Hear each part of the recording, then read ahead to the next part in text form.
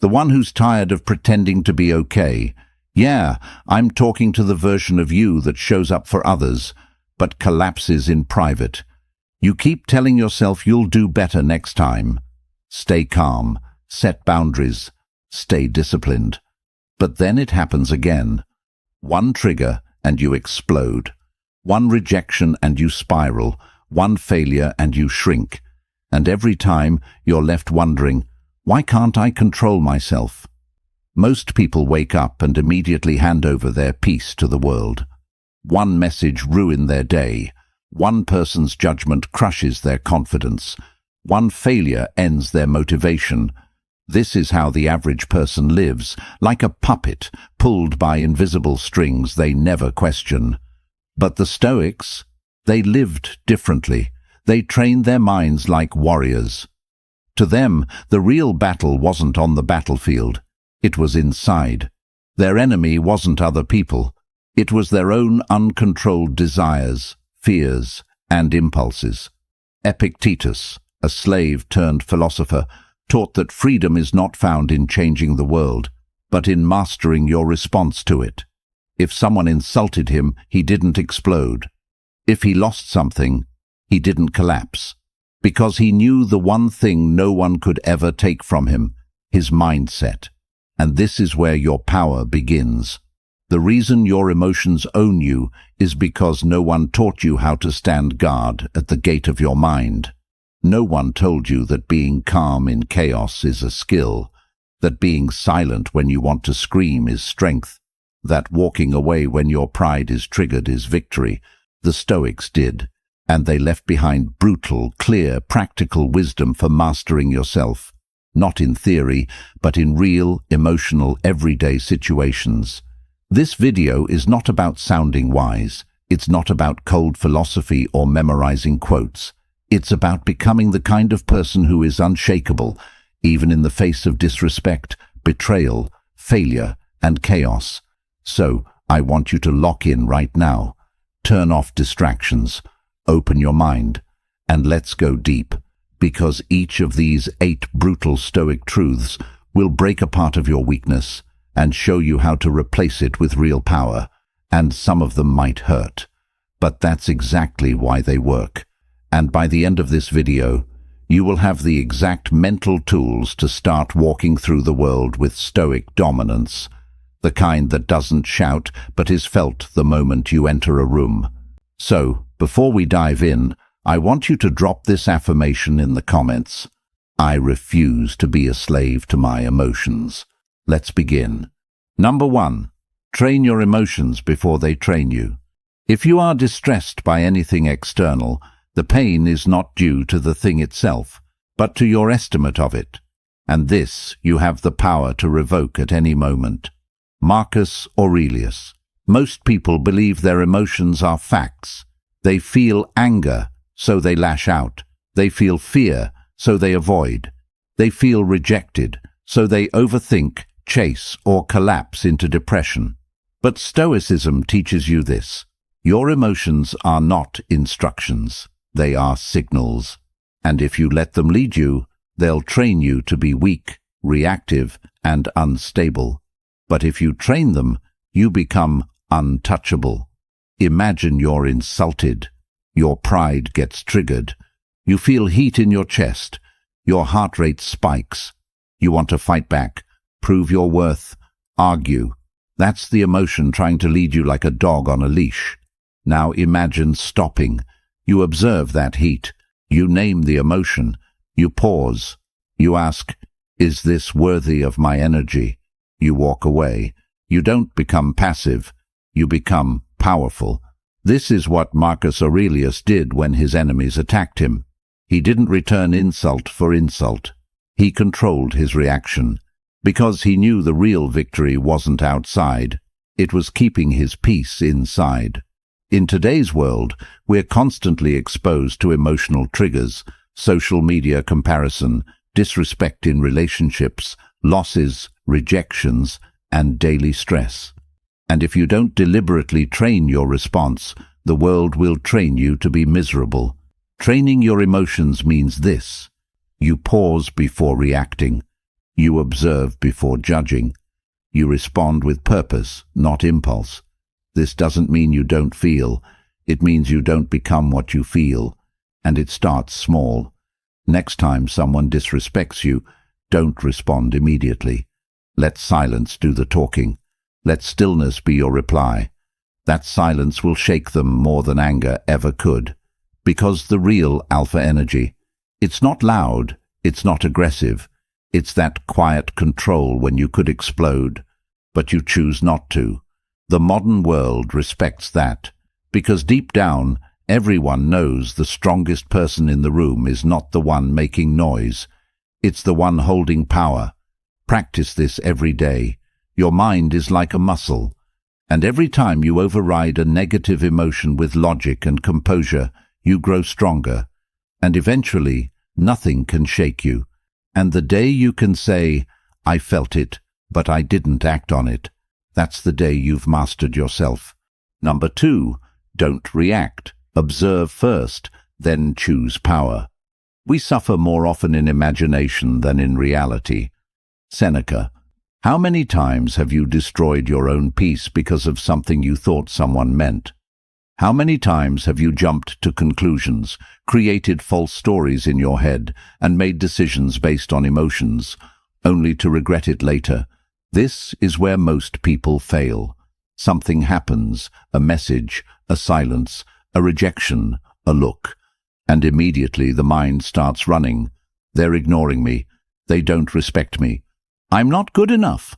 And that emotional storm, it takes control. But the Stoics taught something brutally powerful. Don't trust the first story your mind tells you. Instead, pause, observe, investigate. Seneca, one of the most profound Stoic minds, said that most of our pain comes not from events, but from how we interpret them. That means your suffering is not always based in reality. It's often a product of your imagination. Let's break this down into something deeply practical. 1. Someone doesn't reply to your message. You assume they're ignoring you or don't care. You spiral. You send another message. You lose dignity. A Stoic would pause and ask, what do I really know? Maybe they're busy. Maybe it's not about me. Maybe I don't need to react right now. 2. You get criticized. Your first instinct is defense. But the Stoic response is different. Is there truth in this? If yes, improve. If no, let it pass. You don't need to fight every battle. 3. Someone disrespects you publicly.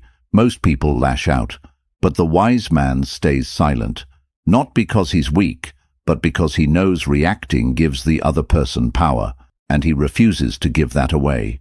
In every situation, you have 2 choices. React emotionally and regret it. Observe calmly and choose power. Modern society moves fast. Everyone's on edge, everyone's triggered, and because of that, the person who knows how to slow down internally gains the upper hand. This doesn't mean you become cold or detached. It means you become deliberate. Think of your mind like a courtroom. Emotions bring in evidence, but you are the judge, not the prisoner. You don't have to believe every thought. You don't have to act on every emotion. You choose which ones deserve action. Train this habit. Whenever you feel heat rising inside, stop, observe. Don't speak, don't text, don't react. Sit with the discomfort. Let it pass like a wave. Then, and only then, decide what to do. Because once you stop reacting automatically, you stop giving away your power. And that's where true self-mastery begins. Number 3, cut the noise. Your mind is starving for stillness. Nowhere can man find a quieter or more untroubled retreat than in his own soul. Marcus Aurelius. You know why you're anxious all the time? It's not always because of your problems. It's because you never give your mind a chance to breathe. From the moment you wake up, the noise starts. Notifications, scrolling, opinions, music, ads, alerts, demands. And by the time the day ends, your mind has become a battlefield, not because of what happened outside, but because of the chaos you allowed inside. Marcus Aurelius, an emperor leading a world in turmoil, found peace not in luxury, not in distraction, but in retreating into stillness. He'd journal quietly. He'd sit with his thoughts. He'd block out the noise, not because the world was calm, but because he chose to be. This is where Stoicism becomes more than words.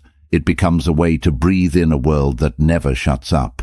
Look around you. Everyone is addicted to stimulation. Silence scares them.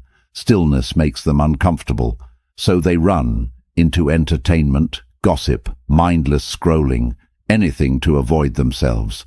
But the Stoic, he runs the other way, into stillness, into silence, into reflection, because he knows clarity is born in quiet. You want to master yourself. You need space to hear yourself. Here's what to do. 1. Create daily stillness, even 10 minutes. No phone, no sound, just you and your thoughts. Sit, breathe, let the dust settle. 2. Start journaling, not fancy words, just honest reflection. What did I do today? What triggered me? What did I avoid? Marcus Aurelius did this every day. His journal became Meditations, one of the greatest works in philosophy. 3. Protect your mental space like a fortress. That means being ruthless about what you consume. You don't need to know everything. You don't need to be available to everyone. Say no more often. Unfollow noise. You see, your mind is not a trash bin for the world's junk. It's a temple, and like any sacred place, it needs to be cleaned, maintained, and protected. Stillness is where you meet yourself, where you face your fears, where you stop lying to yourself. It's not always comfortable, but it's always powerful. And in that space you realize you don't need more advice. You need more awareness. And awareness only comes when you turn down the volume on everything else. Don't be afraid of silence. That's where transformation begins. I want you to drop this affirmation in the comments. I protect my peace. Silence is my strength. Number 4. Stop explaining yourself. Power doesn't chase understanding. Don't explain your philosophy. Embody it. Epictetus. Most people are trapped in a silent addiction. The need to be understood.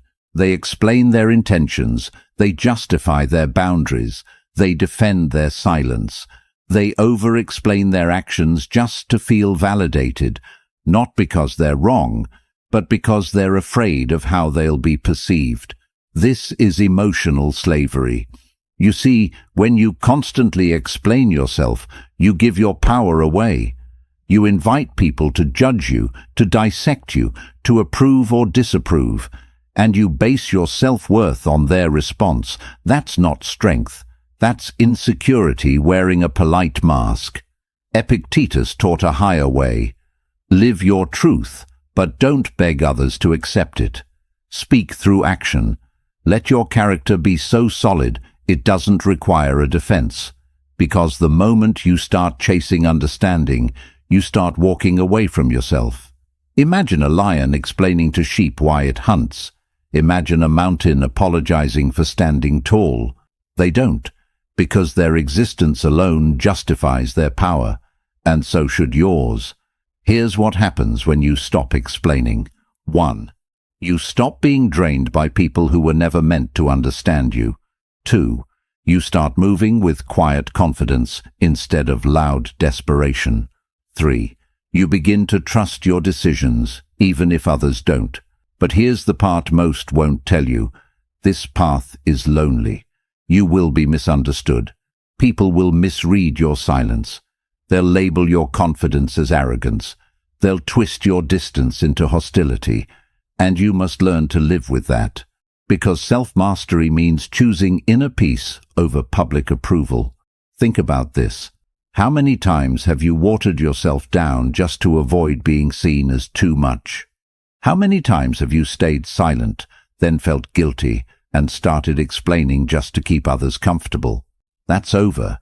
You owe the world authenticity, not explanations. The Stoics believed that true strength is quiet, not because it hides, but because it no longer needs permission to exist.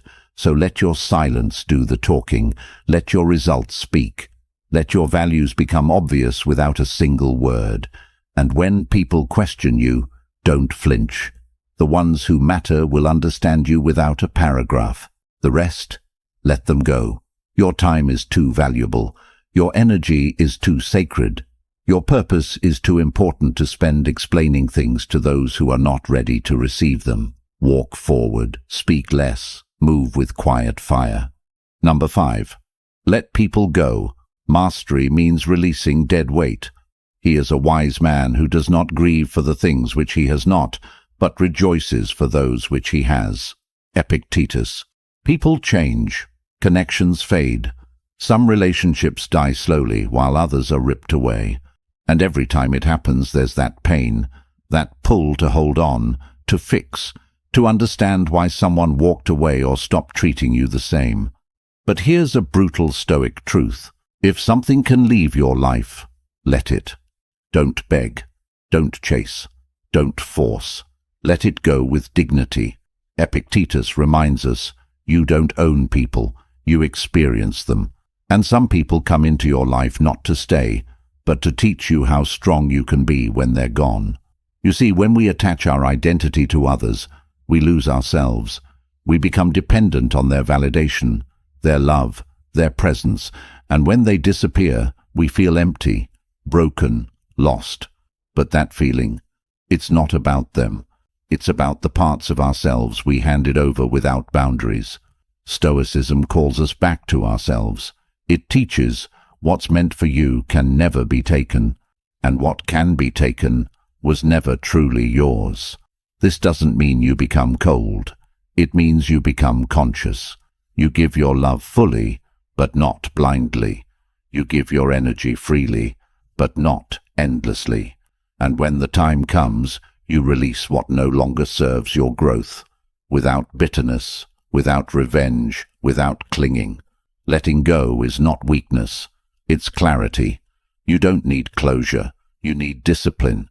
You don't need answers. You need acceptance.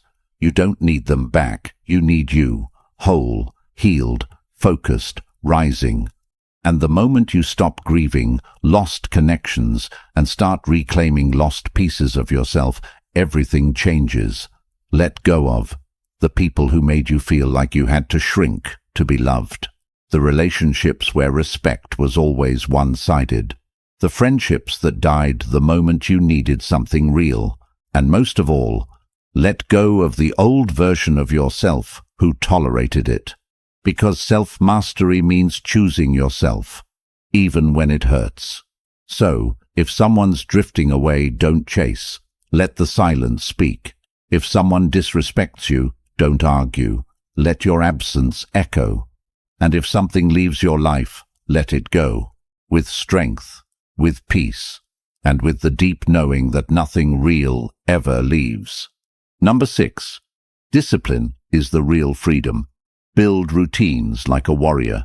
No man is free who is not master of himself. Epictetus. Here's a painful truth.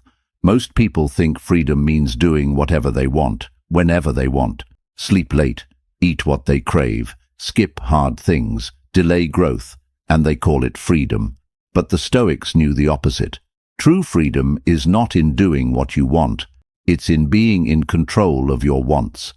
Imagine waking up early not because you have to, but because you've trained your mind to serve your goals. Imagine doing the difficult thing, the workout, the reading, the uncomfortable conversation, even when you don't feel like it. That's discipline. That's control, and that is freedom. Because the man who cannot say no to his impulses is not free.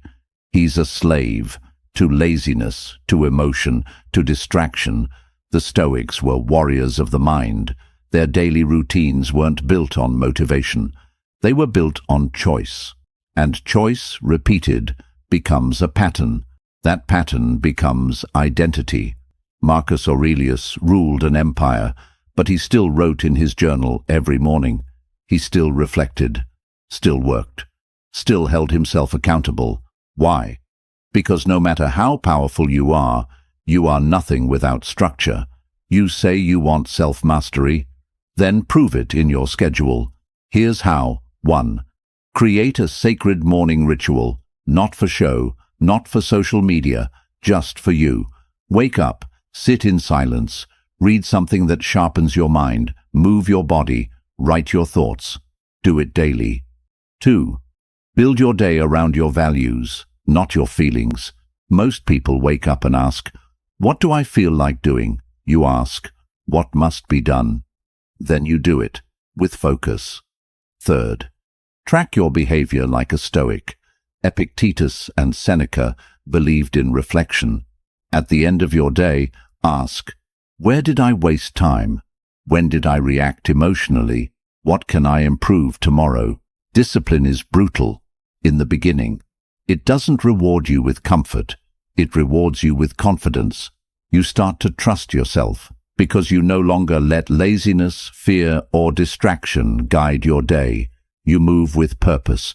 You choose discomfort now for strength later. And the world? It notices. People feel your focus. Your reputation changes. Your presence sharpens. You begin to carry the energy of someone who doesn't fold when things get tough, because you train for discomfort every day. Start small. Set one rule. Keep it. Wake up at the same time. Stretch for 10 minutes. Read one page. Clean your space. But do it every single day, not just when you feel like it. Discipline is not about being hard on yourself. It's about building something inside that's stronger than your excuses.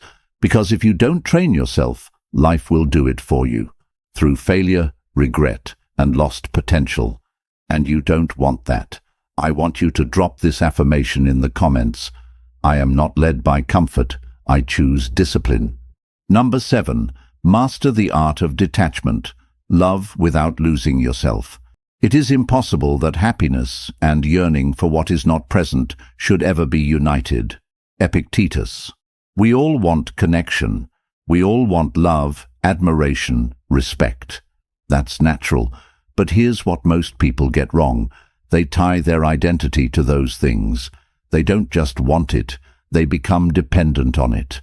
And when it's taken away, they fall apart. The Stoics warned us against this attachment. Epictetus said that anything external, relationships, money, status, approval, is out of your control. And the more you depend on it, the more you give it power over your peace. Detachment isn't about becoming cold. It's about becoming anchored. It means you can love someone fully and still survive if they leave. You can enjoy success deeply and still stand tall if it disappears. It means you feel, but you're not ruled by what you feel. Let's say you're in love, deeply. That's beautiful. But if that love becomes your identity, if their mood controls your mood, if their distance breaks you, if their attention defines your self-worth, then you're no longer loving, you're clinging. That's not mastery, that's dependence. The Stoic approach is different. You love fully, you give freely, but in the back of your mind, you whisper to yourself, this is a gift, not a guarantee. And because of that, you stay balanced, you remain rooted. So how do you practice detachment? 1.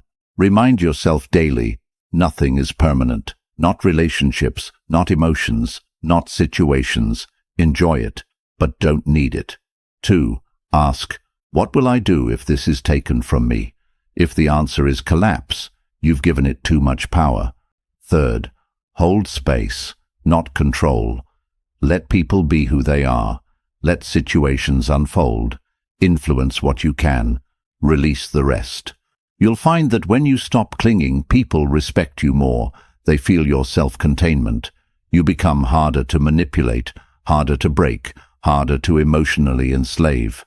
And that's what Stoic detachment gives you. Freedom with love, not fear. Strength in connection, not anxiety. Number 8. Embrace voluntary hardship. Train in peace. Dominate in chaos.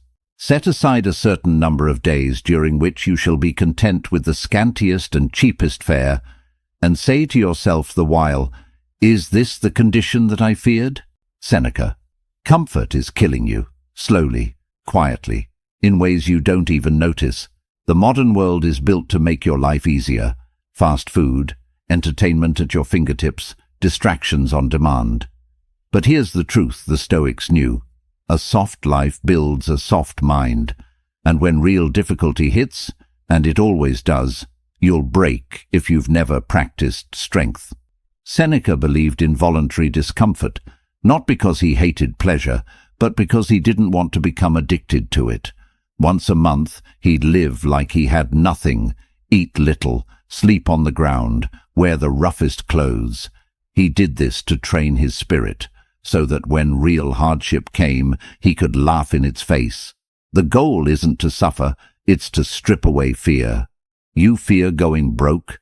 Try living on less. You fear loneliness? Try silence. You fear being ignored? Embrace solitude. You fear judgment? Spend time away from praise. When you face your fears deliberately, they shrink. Here's how to apply this. 1. Once a week, deny yourself something easy. Don't order food. Cook something simple. Walk instead of drive. Turn your phone off for a whole day. Inconvenience yourself and watch your strength grow. 2. Set comfort boundaries. Sleep with less comfort. Sit in stillness. Delay gratification. Make it a habit to not get what you want and be completely fine. 3. Use challenges as training, not punishment. Bad day? Good. More reps. Rejection? Good. Sharpen your mind. Lost someone? Good. Learn detachment. When life hits, say, "I've been preparing for this." The Stoics weren't born unshakable. They trained for it. And so can you. You don't build self-mastery by avoiding pain. You build it by meeting it with open eyes and saying, "I am stronger than this." Because here's the truth. You can't control everything that happens to you, but you can absolutely control how ready you are when it does. I want you to drop this affirmation in the comments. I train in discomfort. Nothing can break me. It is not that we have a short time to live, but that we waste a lot of it. Seneca. You've just walked through 8 brutal truths. Not surface-level advice, not motivational fluff, but real ancient Stoic tools, forged in hardship, tested in history, and still powerful in today's chaotic world. You've learned how to control your emotions, move in silence, protect your peace, and let go of what weighs you down. You've seen how detachment, discipline, and discomfort shape you into something rare, a person who doesn't just look strong, but is strong at the core. And the best part? This isn't reserved for emperors or philosophers. It's for you, right here, right now. You don't need a perfect past. You don't need motivation every day. You don't need permission. What you need is practice, repetition, awareness, and the courage to live differently, to step away from the world's noise and start building your inner fortress. Start small, revisit one lesson daily, journal your reactions, sit with your discomfort, and keep coming back to this question: am I being ruled by emotion or guided by wisdom? That question alone will start to change everything. So, if this message hits something inside you, don't just scroll on. Let it move you to action, because wisdom without action is wasted. Like this video, comment your thoughts, share with someone who needs to rise, and subscribe to the channel. If you're serious about becoming someone the world can't shake. And now, take a deep breath. You're no longer reacting. You're no longer explaining. You're no longer chasing comfort. You are mastering yourself, like a Stoic. I want you to drop this final affirmation in the comments. I walk through this world with quiet strength.